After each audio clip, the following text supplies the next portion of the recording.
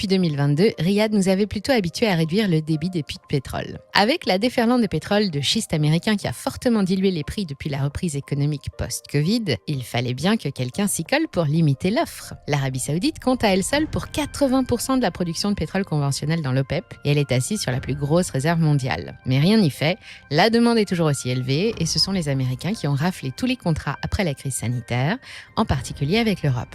Il tombe à 70, puis à 65 $. L'objectif était de le faire remonter au-dessus des 80 $, un seuil confortable pour rester rentable, même en vendant moins. Mais au printemps dernier, coup de théâtre, Riyad annonce soudain augmenter sa production et invite l'OPEP à faire pareil pour atteindre 410 000 barils par jour en plus. Les exportations saoudiennes sont passées de 5,9 millions de barils par jour en avril à plus de 7,5 millions en juillet, leur plus haut niveau depuis 2023. L'OPEP+, dans son ensemble, a ajouté plus de 2 millions de barils par jour au marché mondial. Depuis, les prix se sont effondrés, le Brent est passé sous les 60 $ et le WTI flirte avec les 55.